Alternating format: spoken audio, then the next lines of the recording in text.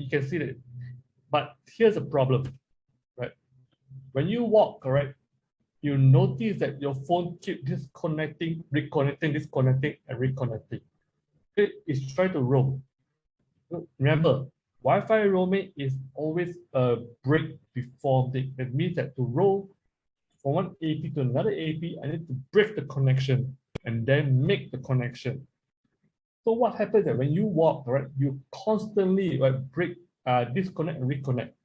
Right, you will repeatedly try to connect, keep trying to connect, right, and then you just can't use. So imagine you're doing things like a real-time WhatsApp call or Skype call on your phone.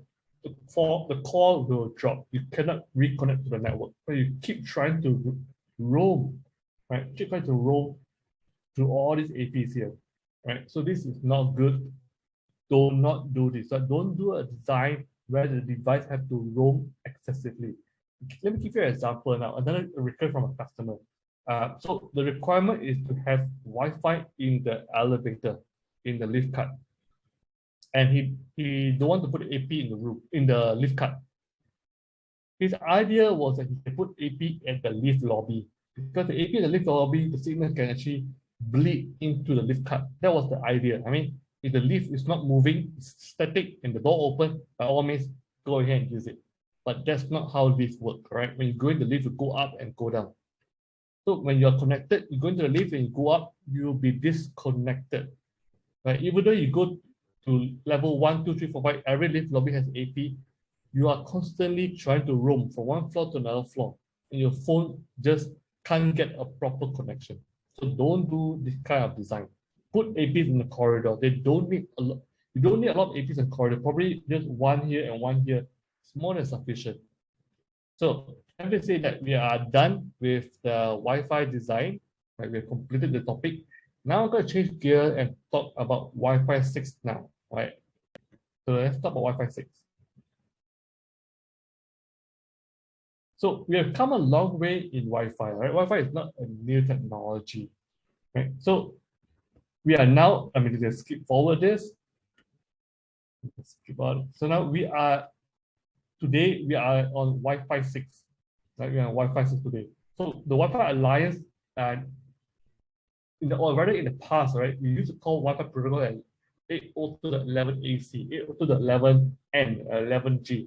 But the terminology can be very technical to the non-IT savvy people. So we're going to change, and they change it to sound like cellular network, 3G network, 4G network, 5G network.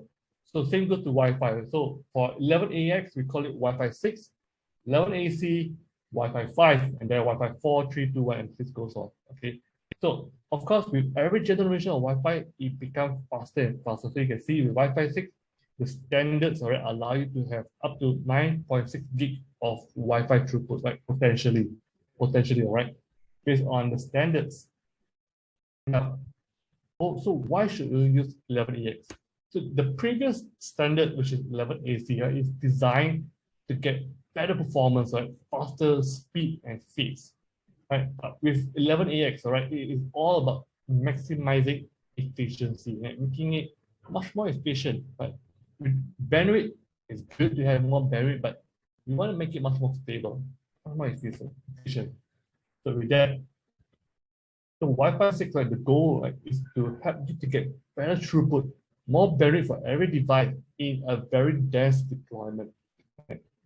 So with 11AC, right, Wi-Fi 5, it was designed only for 5 gigahertz. So 2.4 gigahertz does not have Wi-Fi 5. 11AC does not support 2.4. Now with 11AX or Wi-Fi 6, we support both 2.4 and 5 gigahertz band. Right? So we did enhancement for also 2.4 as well. And of course, right, we improve the power efficiency, right, for client devices. And we also improve the performance for outdoor and indoor networks. So the target improvement for Wi-Fi 6 is really to improve individual performance, system performance, and to provide you with new use cases, right? So with that, right, we help you to improve data rate, you get faster bandwidth, you get better battery life. Right? because we support 2.4 gigabytes, we support overlapping APs and also giving you better performance for short or small packets and supporting you new use cases like IoT devices, like I talked yesterday with Zigbee, Bluetooth, and of course outdoor scenarios. Now, so 11AX has this terminology called OFDMA, which stands for orthogonal frequency division multiple access, right? So that's actually a mouthful. So in the past with 11AC, there's OFDM, right? Orthogonal frequency division multiplexing. So OFDM, what it means is that, so you take me for example, this chart represents a channel width, right? A channel width. So it can be a small channel width, it can be a big channel width. So 20 megahertz, small, can be a 40 megahertz, can be 80 megahertz, or it can be a large truck, 160 megahertz, right? Which nobody uses, right? Nobody uses 160 megahertz today. Now, what happens with OFDMA? OFDM is that it is not efficient because to send a packet, right, it needs to to send a packet, a single channel width can only carry one packet at a time, right? So this is not efficient, especially for small packets, because you need to clear all the bigger packets first, for example, if it's in the queue, right, and then send them out. So the small packet can potentially be the backlog waiting to be sent out. So this is not efficient. So with OFDMA, we want to optimize it, right? Where on a single channel width, we can squeeze in all these packets, right, small and big packets, and then we can, and we call these packets, right, resource units. So within a channel width, it supports a number of RUs, like resource units. So the smallest is 36 resource units, and in the 20 megahertz channel width, all right, we have 9 resource units. That means you can put in up to 9 different packets in a 20 megahertz channel width. So what this means is that we can send data up to 9 clients at the same time, whereas in the past, 1 by 1. So you get faster bandwidth and it's much more efficient. So in essence, right, we can send data simultaneously, right, through a single channel width to multiple clients, right, up to 9 clients at the same time. It's really to serve more clients and to give you much more lower latency, especially for latency sensitive type of traffic like voice and video. So this is good for low data rates. And of course, more packets. And as well, we support uplink OFDMA. In the past, with 11AC, it was only downlink. Now we support uplink, right, from the client to the AP. 3 times more data capacity. Now let's talk about MU MIMO, all right, downlink and uplink. So with MU MIMO, our wireless AP support transmit beamforming. So we have multiple antennas in the AP. So with transmit beamforming, we are able to target the signal directed to those devices, right? So that we make sure the signal reach those devices. So to give you an example here, this is a 2 antenna system. You notice that we have 2 clients on this side of the antenna. So the AP will push most of the signal towards the right-hand side as compared to the left. So the left-hand side, not much signal compared to the right. And because these clients are the clients which are actively transmitting data, so we will force the signal to the client.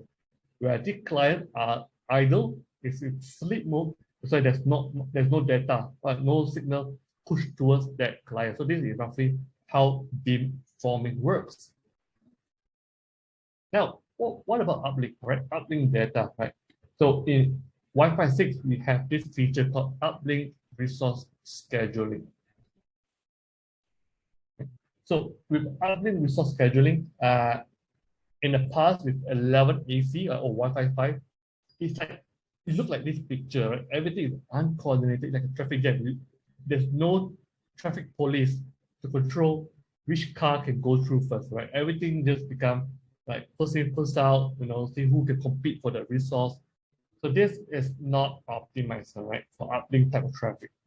So with Wi-Fi 6, we we are able to control the AP, right?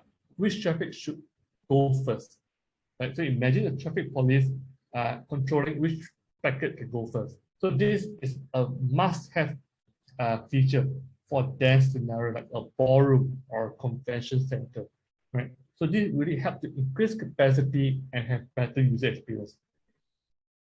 So how that works is that we use a trigger frame. Use a trigger frame so that we can control which client can send traffic out first. Right? So we can control, right? If you have a large packet, right? Hold on first, let the packet, other packet go first, and then you go ahead, right? By using that trigger frame. Next up, we're gonna cover talk about BSS color. So BSS stands for basic service set color, so that we can reuse spatial, especially in the 2.4 gigahertz radio.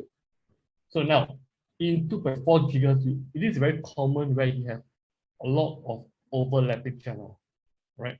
So with a lot of overlapping channel, you will get a lot of collision because when you have APs on the same channel, devices connected to those APs, when they talk, those traffic will collision, they will hit each other. So to avoid this problem, there's a protocol called CSMA-CA, which stands for Carrier Sense Multiple Access with Collision Avoidance.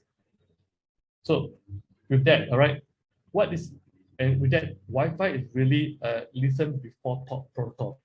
So it's something like walkie-talkie, right? Also walkie-talkie, to talk to another walkie-talkie on the other end, it must be on the same channel.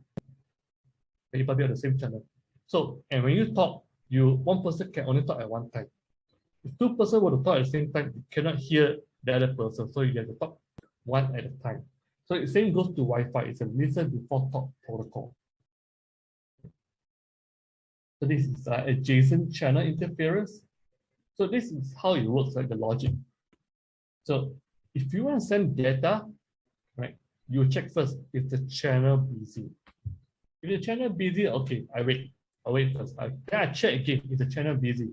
If it's not busy, I'll transmit. So this is the logic of how it works. So, but at what level do I think that the channel is busy? At what level do I think it's busy, right? So, for carrier sense, right, the configuration is fixed at minus 82 dBm. Right? If it's below, if it's minus 82 dBm, busy. If not, I send it the traffic over. So here's a problem in a real life scenario. So imagine this is a corridor or a corridor in a hotel, and then you have APs, right? You have APs on the same channel, right? Say AP1, AP4, right? 60 meters apart, and they are on the same channel, right? Same channel. So AP will start to broadcast its Wi-Fi. Will start to broadcast its Wi-Fi. And he has two clients connected. Same goes to AP4, he has two clients connected. So when these two clients want to communicate, go to internet, browse the website, you check, is the channel busy?